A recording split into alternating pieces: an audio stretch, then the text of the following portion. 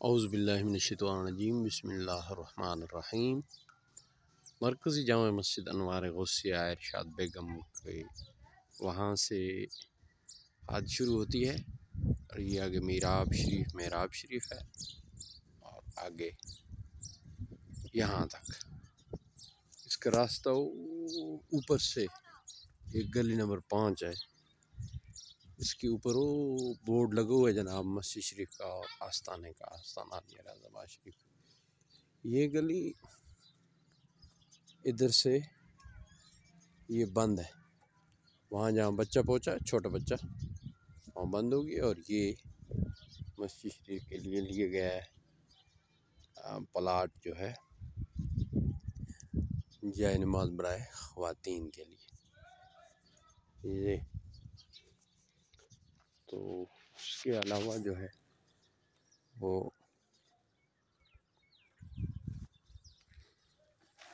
ये पूरी इधर से लेके उधर तक ये सारी मस्जिद आगे जो बुनियादें हैं वो इदारा तालीमुल इस्लाम के लिए है। इदारा तालीमुल इस्लाम का 3 मरले प्लाट है। ये भी ये 3 मरले प्लाट ये सिर्फ जाए नमाज बराए ख़वातीन। और ये जो इसका कोना है ये आपको नज़र आ रहा है सामने वो वाला जहाँ ये सरूट से लगी हुई हैं, इधर इंशाअल्लाह मीनार बनाएंगे। आगे जाके यहाँ से ये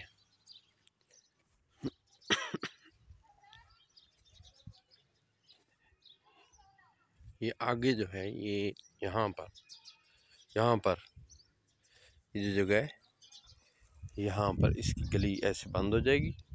ये आप देख रहे हैं बंद हो जाएगी। ये 3 मरले प्लाट आगे अलहदा है।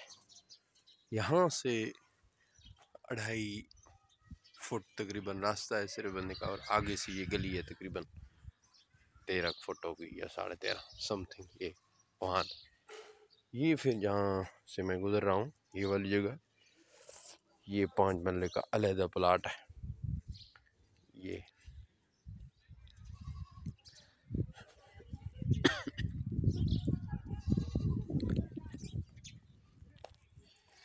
ये जो गली है ये ऊपर से आ रही है, ये गली नंबर 3 और ये मस्जिद का सामने से